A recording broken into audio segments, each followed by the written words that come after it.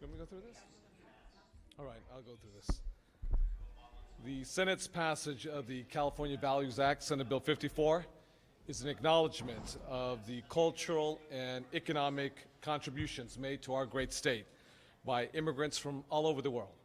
And it is a rejection of President Trump's false and cynical portrayal of undocumented immigrants as a lawless community.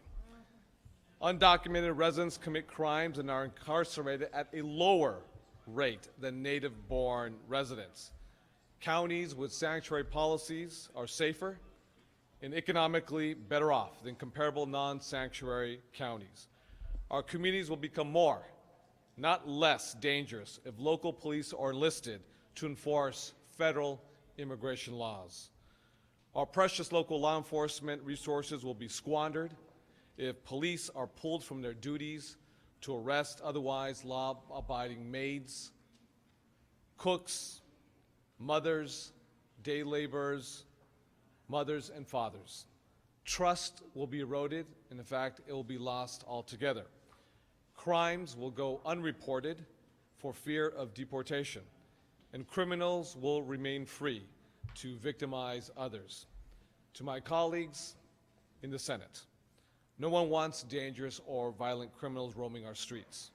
The California Values Act allows state and local law enforcement to notify ICE agents before violent or dangerous criminals are released from incarceration and allows their transfer into federal custody for deportation. But Californians will not squander their precious public safety dollars to separate mothers from their children and children from their mothers, to detain dreamers, or to deport otherwise very honest, hard-working people who are so critical to our economy. I want to thank all the individuals who came from all over the great state of California to voice their opinions, their thoughts, their fear, their anxiety of what is happening to them or to their family members, to their neighbors, to their loved ones, to their colleagues at work. And to all the great Democratic senators of the Senate, I want to thank them very much for a very engaged debate today on the Senate floor. We have surpassed the first obstacle, getting out of the Senate, and now it's on to the Assembly, where we have to roll up our sleeves and work really hard and engage our colleagues. But I look forward to the spirited debate. And be mindful about one thing. This is an extraordinary departure from past presidents, then President Barack Obama, as well as George W. Bush, a Republican and a Democrat. Because the focus is no longer on violent criminal felons, but the focus has now become maids, busboys, housekeepers. The very same men and women who we entrust to take care of our children, the same very men and women who we entrust to take care of our senior citizens. In their most vulnerable moments, in their last stages of life, we entrust these individuals to take care of our family members. We won't regress and we won't go back. This is the great state of California. We can only move forward. With that, thank you very much. Thank you.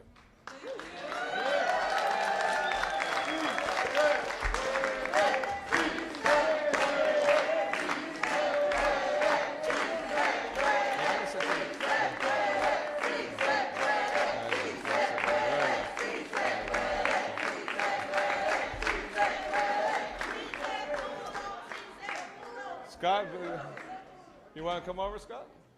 Come on, please. You know, all the members want to come. Feel free. Everyone's welcome. Everyone wants to come by. Yes. Come on in. Senator Scott Wiener right here. Senator Bill Monning, our majority leader.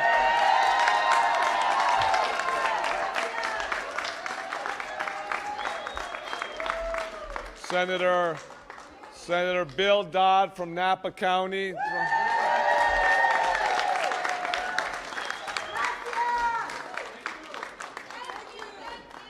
And by the way,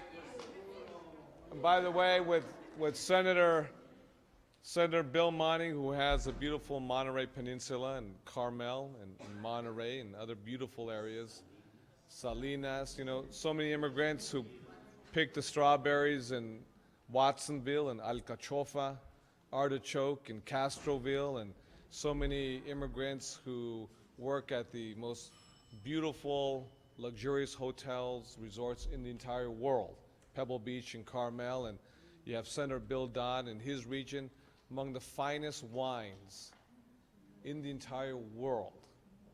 And all of those grapes are picked by immigrants, half of them which are undocumented.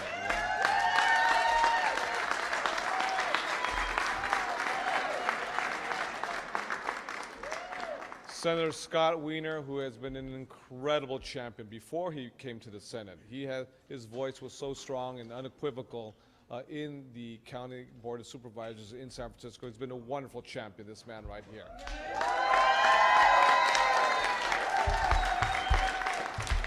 Okay. What do we have? Why don't we get to questions because we got to go back to work. Yeah. Okay. What do you think President Trump's response will be to SB 54? It's a good question because, again, these executive orders are an extraordinary departure from the past practices of then President Barack Obama as well as George W. Bush. Our intent is to make our communities safer.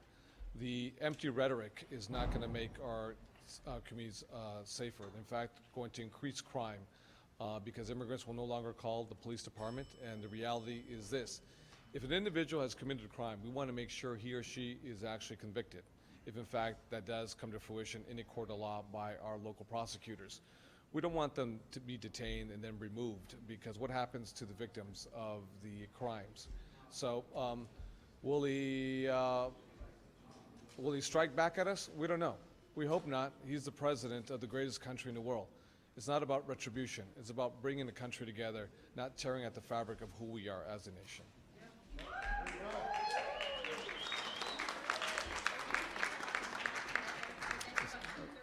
I'm sorry. Took the urgency clause off the measure, but then you got a 2/3 vote today. Does that suggest that you guys would have trouble getting through the assembly with 2/3? No, it doesn't suggest that. I mean, we don't want to make any predictions of what will happen in Assembly. Wonderful colleagues. We'll have to do our due diligence too. We'll have to work hard, engage with all the members, give them the respect that they deserve to sit down and go over the finer points of this measure. Make no assumptions. So, we all look forward to working with our colleagues in the Assembly. I guess I'm curious though why you took 2/3 off. You got it through here with a 2/3 vote. So were you concerned about getting it through over there? Again, I'm not going to make any assumptions of what's going to happen over there. We're just going to go back to what I said. We're going to work hard, not make any assumptions at all whatsoever. And, if we get a 41 simple majority, we get a 41 simple majority.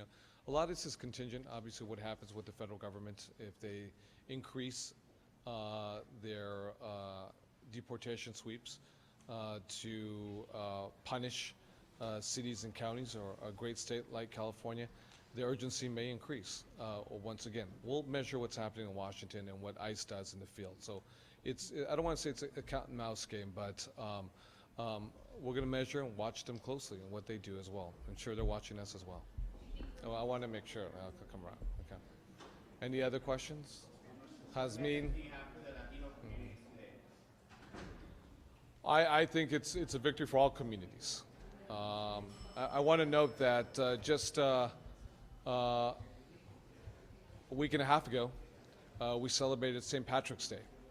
And it was a beautiful celebration of the Irish contributions to this great country and all the contributions that Irish Americans have made. And it was not lost on me that the President of Ireland was here in the White House next to Donald Trump. And he was concerned because there are 50,000, reportedly, perhaps more, undocumented Irish immigrants in the United States. So it's not just a Latino issue. It's been characterized that, unfortunately, by the Trump administration, but it is an issue that deals with all people from all over the world, whether you're Canadian, whether you're Irish, whether you're German, Brazilian, Chinese, or Korean, or Mexican. There are Korean dreamers, too, and DACA students, So this is not a Latino issue. It's an issue that impacts everybody from all over the world. And so I think it's a victory for the Constitution of the United States when it comes to due process. It's a victory for all Californians and the entire nation. Okay. Should immigrants have the ability to rehabilitate after their incarceration? Okay, if you're not a reporter, we'll talk right up there. Okay. Anything, so. Orgullosos, honrados por la victoria hoy día. Es una victoria hacia corto plazo, por lo menos nos queda todavía hacer cabildeo con nuestros colegas en la Cámara Baja de la Asamblea. Vamos a seguir haciendo nuestro trabajo necesario.